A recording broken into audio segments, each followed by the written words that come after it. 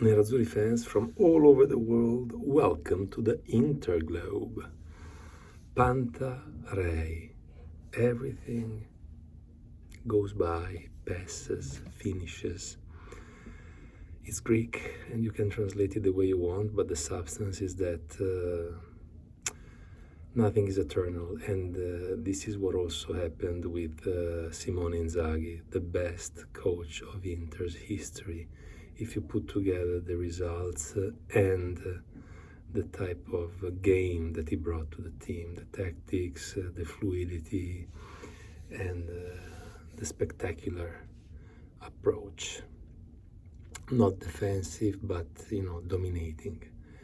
He's been with us 4 years, and as we always say, coaches, players, presidents, management, everything passes, but Inter fans is what stays. And so here we are commenting these 4 years, of course, ended in the worst way possible with this tragic Champions League final. So definitely a bitter ending. But if we look at all the 4 years that Simone has been with us, they have been fantastic years, where he brought harmony, money, and trophies. So we can only really thank him. And I want to go deeper into the details of these 3 pillars of success for Simone. Because let's start with harmony. He brought a completely different style to the team after Spalletti and even worse Conte, two persons that often showcased nervousness, anger, very weak communication skills, and also very weak personalities, because they've always showed us how ready to create scandals they were, ready to throw the burden of any eventual defeat to the players or to the management rather than assuming the responsibility. So Simone Inzaghi really brought a new level of elegance, a new level of communication style, a new level of the ability of throwing water on fire rather than fuel, as the 2 predecessors did. So in this respect, he was amazing in communication. He was amazing in creating the harmony with the team members. The squad was compact, cohesive. He always was one of the players. He never created a distance between himself and the squad, something that, again, his predecessors did with the disasters of the locker room with Spalletti and those absurd quotes from Conte saying that he can't do well if he has players like Barella from Cagliari and Sensi from Sassuolo. So, in one interview, he was able to go against 2 of the elements of the team, the players and the management. So Inzaghi in this respect has been incredible, and the players love him so much. You can see it, you can read it on social media, the way they are departing, the way they're saluting their coach. He's been incredible, and this was one of the secrets of the successes of Inter. So thank you for bringing your heart to the team and lifting the emotions, creating and giving a new meaning to the word team.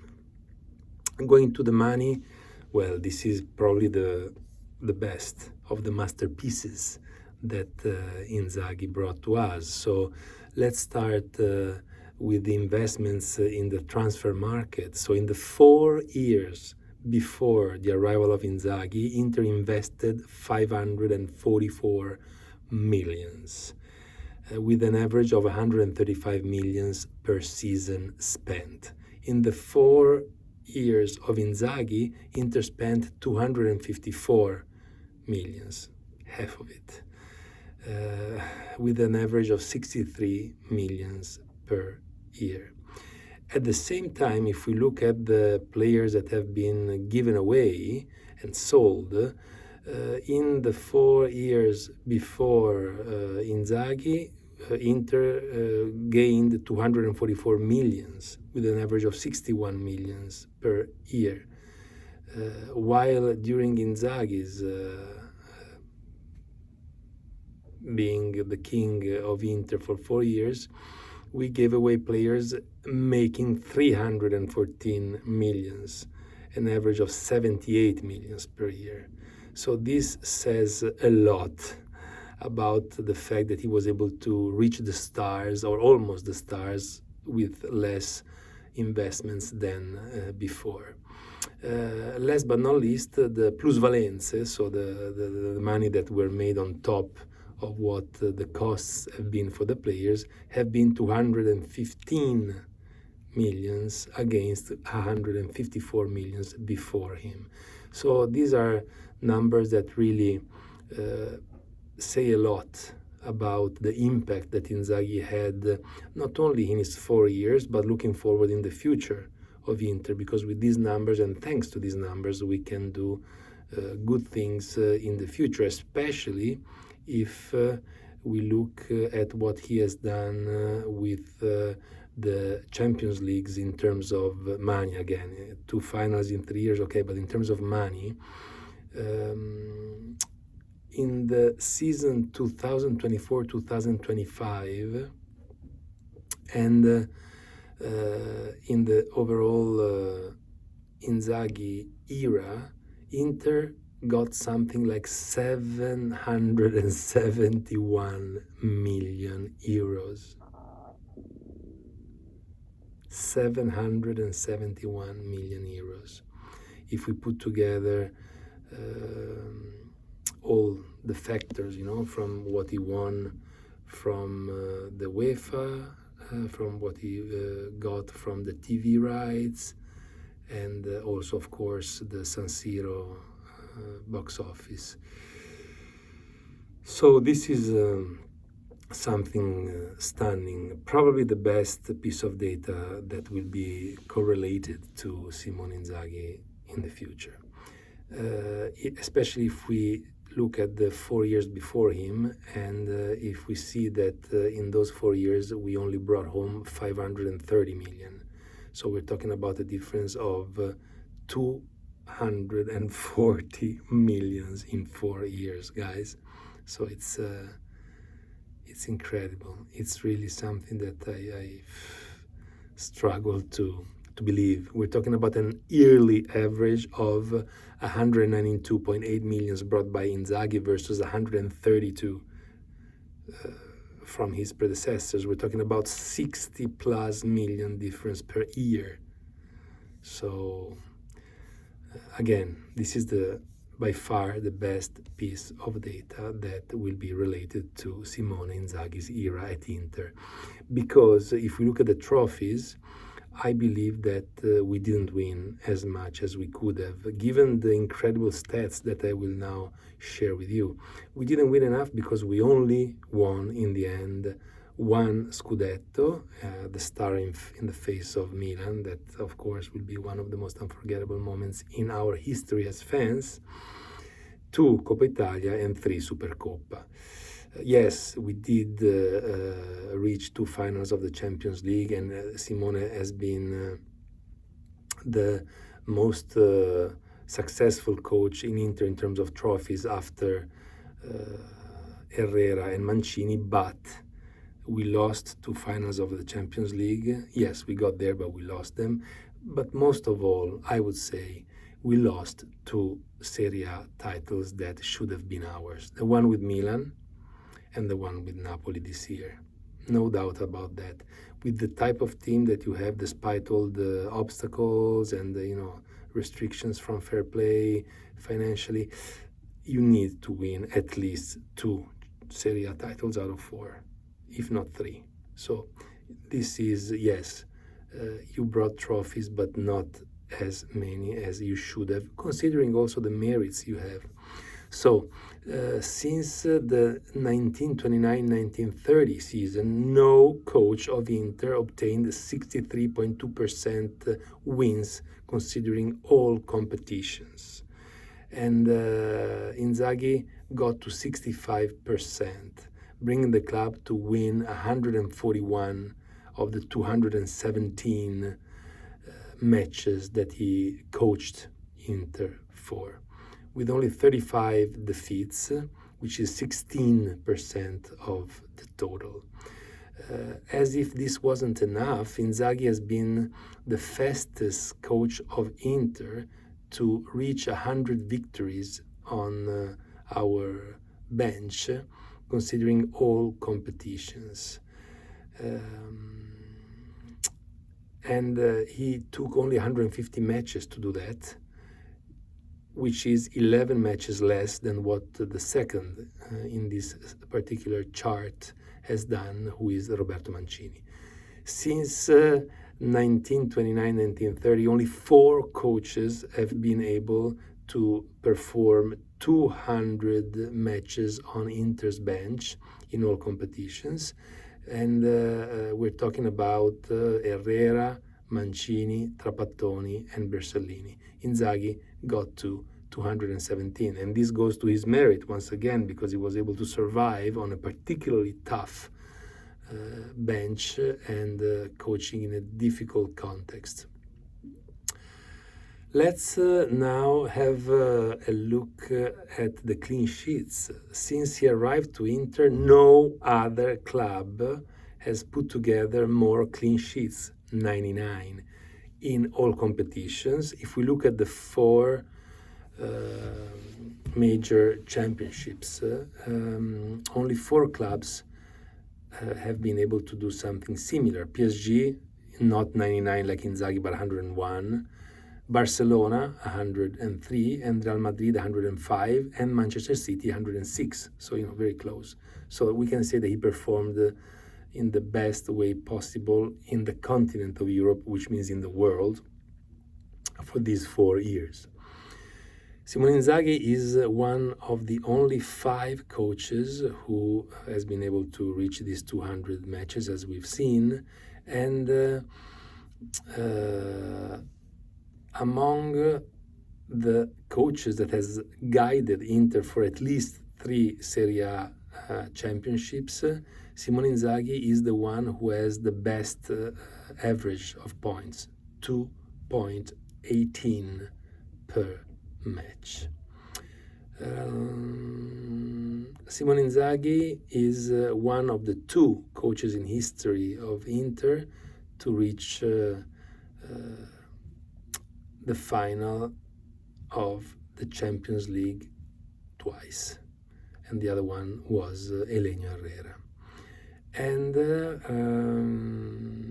this is also something that we will not forget. Simone Inzaghi was able to establish the record streak of wins for Inter in derbies with 6 consecutive wins. So even under the trophy standpoint, Simone has been incredible. It's very sad for me to see him go. I wish him the best of luck in his Arabian adventure. I think it kind of makes sense for him at this point in his career, after 8 years as a coach in the Serie A league, to get a couple of years of relaxation in Arabia with 25 million euros per year salary. I mean, I would do the same for sure. Has Inter protected him well enough in terms of the management? I don't think so. This is like a pain point for me, because Inter should have done better in defending Inzaghi when things didn't go well, in making their voice heard about what the referees have been doing, about what the media have been doing. So I don't think that he was protected enough, considering the value of this coach. And in this respect, I think also the merits that have been given to Inzaghi should have been bigger. Management talked about him and praised him quite a bit, but I think considering the economic success that he brought, he should have been praised much more, and most of all, he should have been in charge of a much longer and wealthier contract. Because again, looking at the hundreds of millions that he brought to the team, he should have been rewarded more for this. both in terms of honoring him publicly, but also in terms of prolonging his contract, because I mean it's unheard of that you get into the second final of the Champions League in 3 years with a contract that has not been prolonged yet. This is unheard of. And also in terms of the money that you give him. He should be, if not the most paid coach in Europe, close to that, because that's what the numbers say he deserves. So I think that we haven't done a great job in protecting him. We also haven't done a great job in declaring our objectives in relation to the squad that we had, because as we have seen, we didn't invest nearly as much as other teams in Europe, but we were up there with them in terms of the results. So we should have invested more. We should have given to him more chances to make the team stronger. We did incremental betterings, but we should have done instead something more exponential, because he deserved it. So this is the only side that makes me unhappy about these 4 years, the fact that we were not able to protect him, to cherish him, to celebrate him, and to honor him as much as he has deserved. Also, what makes me really sad is that this 5-0 defeat with PSG probably didn't make him decide to go to Arabia, but contributed to that. And for me, it's so sad to see that 90 minutes can change the destiny of a man, of a team, of the fans in that way. You know, we were so close to reaching something incredible, a dream, yet we managed to fall so deep that now we even have to change a coach. And changing a coach means new risks, new question marks. You know, it's the end of a cycle, it's the end of an era, and when a new era begins, there are definitely more question marks than before. So this is something that bothers me quite a bit, because we end a season in which we went close to dominating everything, yet we ended up with 0 titoli, as Mourinho would have said, no trophies, and on top of that, we're losing our coach and we have to start again from scratch. Tough to be positive in these times, but I want to be positive indeed anyway. And the positive aspect is that thanks to this change, we can look at the squad and be a bit more rational about who to keep and who to let go, avoiding mistakes that we made, for example, in 2010 after the big era of Mourinho, keeping too many players that needed to be let go. So I hope that we will have a rational and objective look at the squad and find ways to make it better. New coach, De Zerbi or Fabregas, again, question marks. De Zerbi never trained a big team. Fabregas has only a couple of years of coaching experience, so not sure what will happen, but we will have definitely a lot of time to talk about that. For now, I just want to thank you, Simone, from the bottom of my heart.